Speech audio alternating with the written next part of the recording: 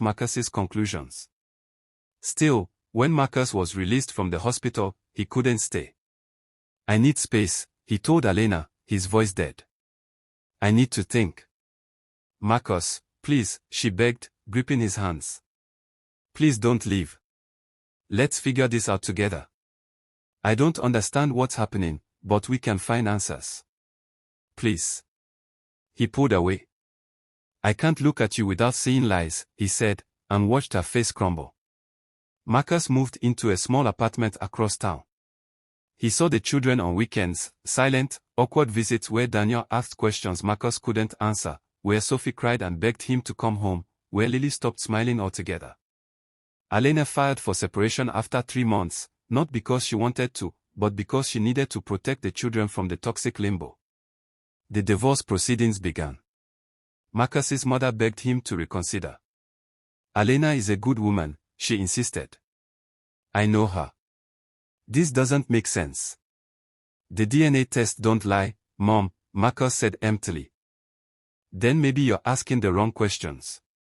His mother replied, but Marcus had no more questions left. Only pain. Part 5, The New Beginning. 6 years crawled past like decades. Marcus existed rather than lived. He saw the children regularly. They were teenagers and older now, but still loving him despite his abandonment. Sophie had become quiet and anxious. Daniel threw himself into academics, avoiding emotions altogether. Lily had started therapy. Owen barely remembered the time when his parents were together. Alena had remained single, focused on raising the children. She'd stopped trying to convince Marcus of her innocence, but she never admitted to an affair either. She simply endured. Marcus had tried dating, brief encounters that went nowhere. How could he trust anyone when his entire marriage had been built on lies? Or so he believed. Then he met Yuki Tanaka. She was a librarian, quiet, patient, with a gentle strength that slowly coaxed Marcus back into the world of the living. She knew about his past, the divorce, the reason for it. And she didn't run. "Pain doesn't have to be permanent," she told him once, her hand in his as they walked through a park. "Sometimes it's just waiting for new information." They dated for 2 years. Slow, careful, building trust like constructing a house of cards. Yuki met his children. They liked her, though Sophie remained distant, protective of her mother. When Marcus proposed, Yuki cried and said yes. They married in a small ceremony. Alena sent her well wishes through Daniel, which Marcus appreciated even as guilt gnawed at him. He'd moved on. Why hadn't she? When Yuki became pregnant, Marcus felt terror and joy in equal measure.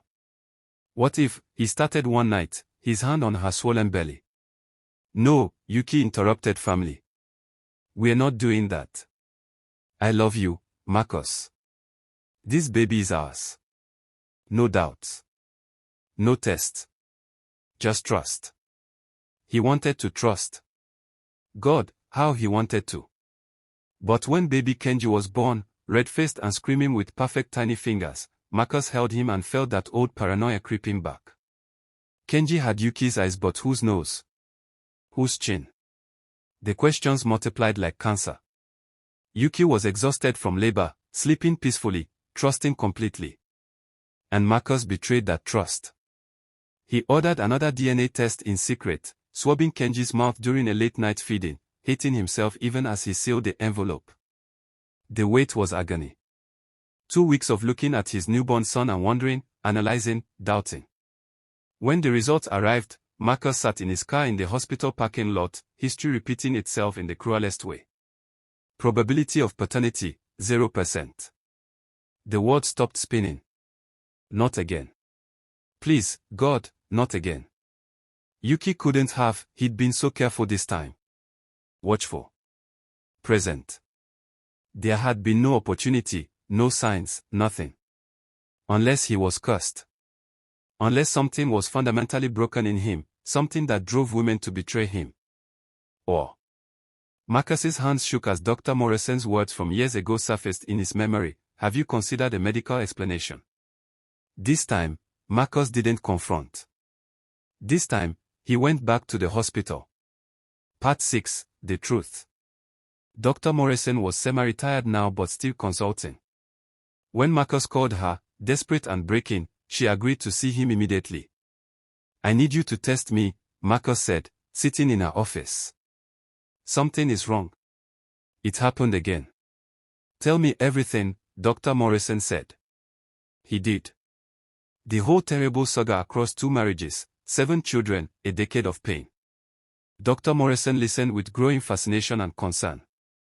When he finished, she sat back, thinking. "Marcus, I'm going to order some unusual tests. Have you ever heard of chimerism?" "No. It's rare, very rare. It occurs when fraternal twins merge in the womb. One twin is absorbed by the other before birth. The surviving twin carries 2 sets of DNA, their own and their absorbed twins. The different DNA can be distributed throughout various tissues in the body." Marcus stared at her. "What does that mean?" "It means," Dr. Morrison said carefully, "that the DNA in your blood might be different from the DNA in your reproductive cells. If your sperm carries your absorbed twin's genetic code rather than your own, then biologically, your children would test as your siblings' children, even though that sibling never existed as a separate person." The room seemed to tilt. "You're saying, my children?" "Let's test before we jump to conclusions," Dr. Morrison said gently. "But Marcus, this could explain everything." The testing was extensive. Blood samples, skin biopsies, and, most importantly, sperm analysis. The results took 3 weeks. 3 weeks where Marcus existed in a strange purgatory between hope and terror.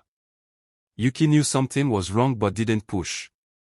She simply held Kenji and waited, trusting in a way that made Marcus's chest ache. When Dr. Morrison called him back to her office, Marcus could barely walk. His legs felt disconnected from his body. "Sit down, Marcus," she said, her expression unreadable. He sat, gripping the arms of the chair. "You are a chimera," Dr. Morrison said quietly. "Your blood DNA and your reproductive DNA are completely different. The sperm you produce carries genetic markers consistent with a fraternal twin that you absorbed in utero." The words hung in the air. "Biologically," Dr. Morrison continued, "your children are your brother's children. But your brother never existed outside of you. He's been part of you your entire life. Those children are still yours, Marcus. Just in a more complicated way than most." Marcus couldn't breathe. Couldn't think. The room spun. "Elena," he whispered. "Oh God. Elena." "She never betrayed you," Dr. Morrison confirmed. "Neither did Yuki. This wasn't infidelity. It was biology, a phenomenon so rare that most doctors never encounter it." Marcus put his face in his hands and sobbed, huge, wrenching sobs that came from somewhere deep and broken. Dr. Morrison gave him privacy, stepping out of the office. When Marcus could finally breathe again, one thought consumed him: what have I done? Part 7, The Reckoning. Marcus sat in his car outside Elena's house, the house that used to be theirs, for 20 minutes before he found the courage to knock. Elena opened the door, older now, her face lined with the weight of years she shouldn't have had to carry alone. When she saw him, something flickered in her eyes. Not hope. Just weariness. "Marcus. Is everything okay?" "The kids." "The kids are fine," he said quickly. "Elena, can we talk? Please." She hesitated, then stepped aside. The house still smelled the same. Photos of the children lined the walls: Sophie's high school graduation, Daniel's academic awards, Lily's art show, Owen's soccer team. Marcus's throat tightened. He'd missed so much. Thrown away so much. They sat at the kitchen table where they'd shared 1,000 meals, planned futures, dreamed dreams. "I need to tell you something," Marcus began, and then the words poured out. The new baby. The test. His fear. And finally, the diagnosis. Chimerism. The absorbed twin. The impossible truth. Elena listened without interrupting, her face cycling through emotions: shock, confusion, understanding, and then something that looked like vindication mixed with profound sadness. When he finished, silence filled the room. I told you, Alena finally whispered. I told you I never. I told you, Marcus. I know. His voice broke. God, Alena, I know. And I am so sorry. Sorry. Her voice rose, years of pain spilling out. Sorry. You destroyed our family. You called me a liar and a cheater for years. You left your children, our children, because you believed DNA test over the woman who loved you. I know. You made Sophie anxious and afraid of abandonment. Daniel can't maintain relationships because he watched ours fall apart. Lily cuts herself, Marcus. Did you know that? She hurts herself because the pain of you leaving hurt so much she needed to control something. Marcus felt each word like a physical blow. No. I didn't. Alena. And I begged you, she continued, tears streaming now. I begged you to believe me. To trust me. To look for other explanations. But you just left. You gave up on us. Because the science said. Fuck the science. Alena shouted, then immediately covered her mouth, shocked at herself. She never swore. I'm sorry. But Marcus, you knew me. You knew my heart. And you chose to believe a test over 12 years of marriage and love and faithfulness. She was right. God help him, she was absolutely right. I don't expect you to forgive me, Marcus said quietly. I don't forgive myself. But I needed you to know the truth. You were innocent. You've always been innocent. And I destroyed everything because I was so certain I was right. Alena wiped her tears with the back of her hand. What do you want from me, Marcus? Nothing. I deserve nothing. I wanted you to have proof. Validation. Something to show people when they whisper, because I know they still do. You can show them the medical reports. You can. I don't care what people think, Alena interrupted tiredly. I never did. I only cared what you thought. And you thought I was a liar. The truth of that settled like lead in Marcus's stomach. I need to tell the children, Marcus said.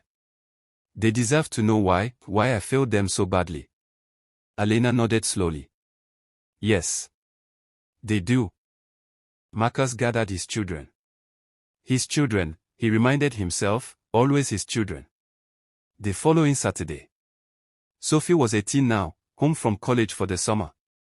Daniel was 20, serious and guarded.